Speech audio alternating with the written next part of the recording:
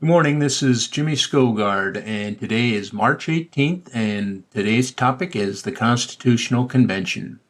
The Constitutional Convention was not powerful because everyone agreed. It was powerful because enough people stayed in the room. Men like Benjamin Franklin, George Washington, James Madison, and Roger Sherman came to Philadelphia carrying different interests, different fears, and different versions for the future. The debates were long, the stakes were enormous, and still our founders stayed. That is the heart of this episode, the heart of staying in the room and refusing to quit on each other. Picture this. It's Philadelphia, the summer. The heat's pressing through the walls. Windows are closed. Shirts are sticking to skin. Papers are scattered across tables. Tempers are rising. Inside that room are the delegates. They didn't agree on much. Large states wanted more power. Smaller states feared being swallowed up. Some wanted a stronger national government. Others wanted central power that would protect liberty.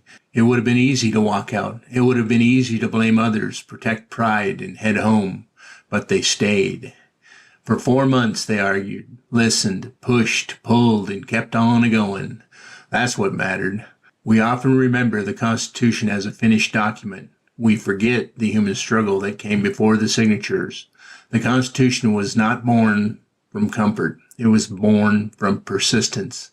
The convention was held in secrecy, and that mattered too. The doors gave the delegates room to speak honestly, reconsider their positions, and change their minds without living for the applause of the crowd. That was not weakness. That was a show of wisdom. Real deliberation needs room to breathe.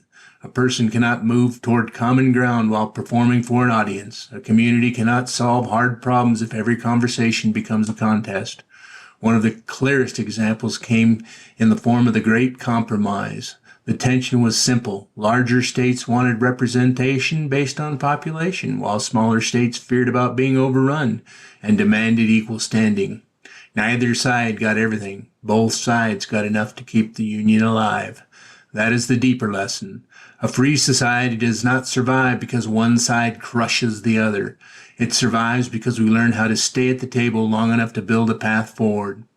At the end of the conversation, Franklin looked at the carved sun on the back of George Washington's chair, and during those long debates, he had often wondered to himself whether it was a rising sun or a setting sun. When the work was done, he realized with happiness that it was indeed a rising sun. A rising sun, not because the work was perfect, not because every question had been answered, not because every compromise was easy. It was a rising sun because enough people chose perseverance over collapse. That is where hope lives, and that is where the challenge meets us now. Too much public life has become performance. Too many conversations are built for reaction instead of reflection. Too many of us have learned to leave the room the moment the tension appears. But self-government demands more. It asks us to stay. Stay in that town hall when the conversation gets hard. Stay at the kitchen table when disagreement enters the room. Stay in the volunteer meeting when the team sees things differently. Stay with one another long enough to remember that we belong to the same future. The miracle of the Constitutional Convention was not perfect agreement. The miracle was that we did not quit.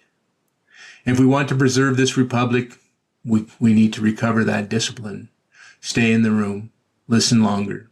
Speak with honesty. Refuse the easy temptation to turn one another into enemies.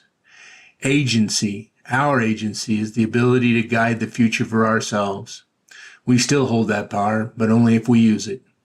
Our children and grandchildren's legacy is in our hands now. If you have felt the strain of division, if you have watched conversations fall apart, if you have seen how quickly we retreat into corners, then it's time to rise. Stay in the room. Speak up. Help build what comes next. Please join the movement at skogard2026.org. Volunteer at go.grassrootsmvt.org. That's it for today, folks. I'll talk at you tomorrow.